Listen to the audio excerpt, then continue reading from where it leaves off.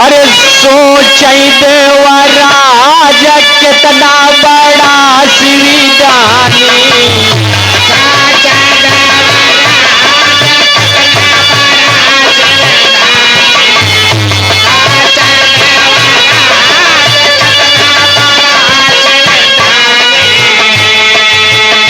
सोचई देवराज सोचई हो, सोचई देवराज सोचई हो, सोचई देवराज कितना बड़ा शिवदानी।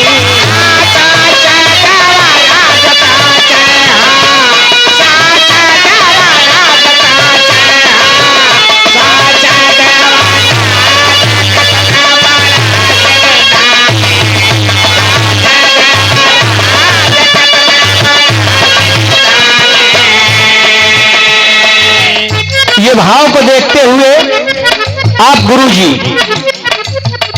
बिंदु तिवारी जी, आप दुकान पे जॉन पार्ट के दुकान बा पवारा में आपसे बराबर मुलाकात हो तो बड़ा प्यार दुलार मिलता है आपसे।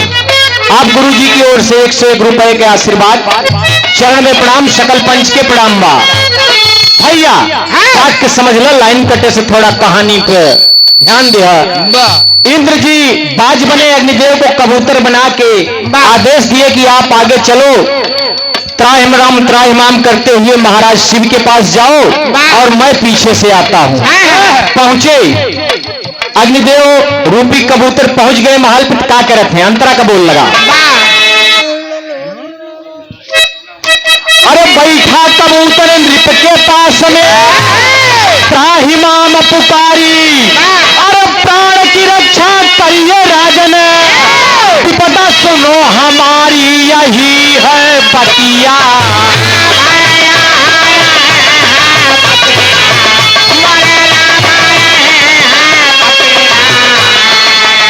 अरे सिर पर बड़ी विपतिया,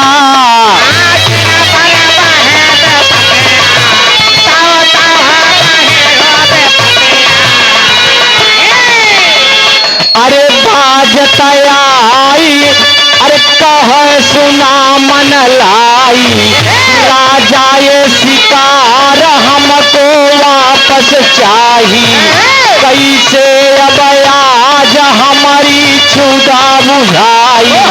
बोले राजा मन लाए, सुनिए हाल बताई, सुनिए सरकार सुनिए हो, सुनिए सरकार सुनिए हो, सुनिए सरकार कितना बड़ा शिवदान, सुनिए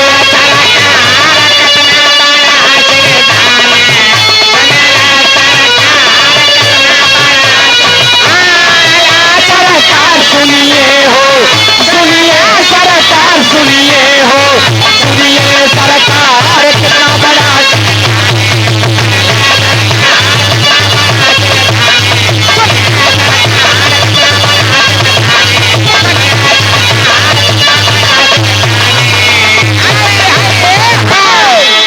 सुनने वाले भैया बाबू, आज अग्नि रूपी कबूतर आके महाराज श्री के कंधे पर बैठ गया। त्राहिमाम राजन मेरे प्राणों की रक्षा करो।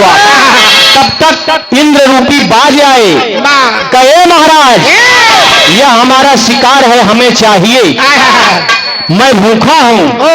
लेकिन महाराज गुरुजी बड़ी ऊंची बात कहे, अंतरा लगा।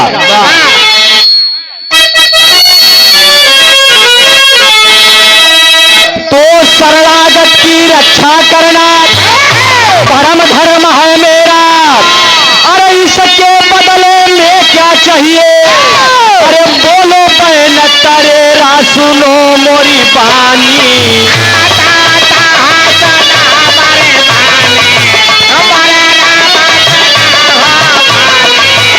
अरे मैं हूँ राजा दानी,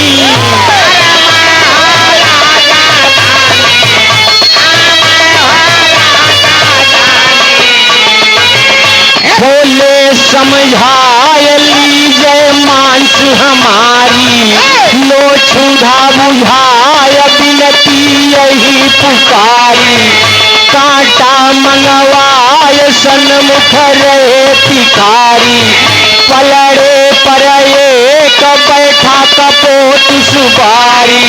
राजा ले कटार राजा हो, राजा ले कटार राजा हो, राजा ले कटार कितना बड़ा सिरदान।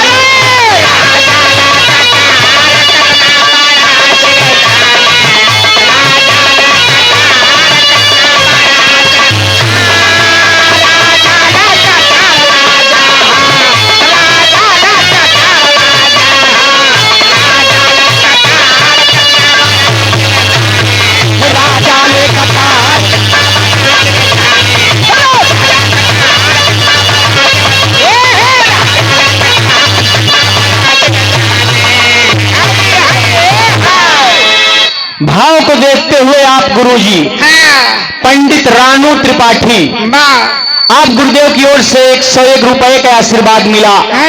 शरण में प्रणाम, सकल पंच के 100 में प्रणाम बा। महाराज शिवी जी बोले, ऐ बाज, शरणागत की रक्षा करना परम धर्म है मेरा। यह कबूतर मेरी शरण में आया है, अगर आज मैं इसे छोड़ देता हूं तुम्हें शिकार करने के लिए तो मेरा सारा धर्म नष्ट हो जाएगा। मैं सत्यवादी और दानी हूं, तुम्हें तुम्हारी क्षुधा बुझाने के लिए मांस चाहिए, इसलिए तुम मेरी मांस लो, लेकिन इस कबूतर को आज छोड़ दो, यही हमारी तुमसे विनती है। परीक्षा तो लेते रहे इंद्रदेव, कहे कोई बात नहीं है राजन, हमें तो मांस चाहिए। तराजू टांगा गया कि कबूतर के बराबर मैं मांस दूंगा। एक पलड़े पर कबूतर, दूसरे पलड़े पर राजन अपना पहले बाया हाथ काट के रखते हैं, तो होता क्या है अंतरा के यहाँ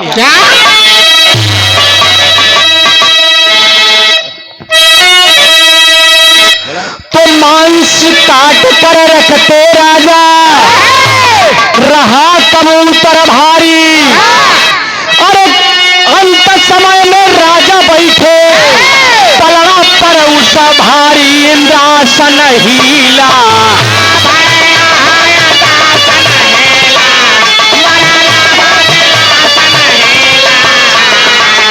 सतवादी कोई है मीला,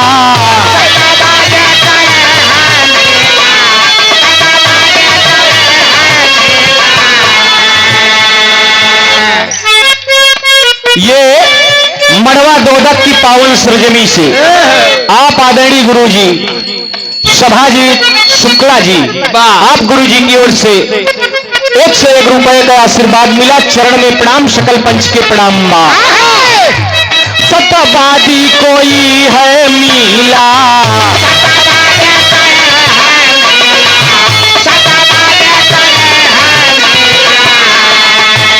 अरे प्रकट देवराज आशीष वचन सुनाए, है ये परीक्षा आप सफल हुए बतलाए।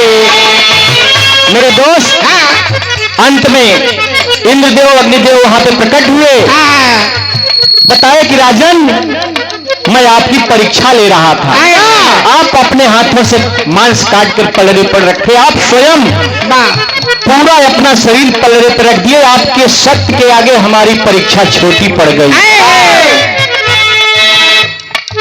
महाराज आप धन्य हो, आपकी कीर्ति इस धरती पर जब तक धरती रहेगी तब तक आपकी कीर्ति अमर रहेगी। तिहले वरदान अंतर ध्यान बताई, मेही लाल गुरु लिख के समझाई। गावे अमृत लाल गावे हो, गावे अमृत लाल कितना बड़ा शिविशान।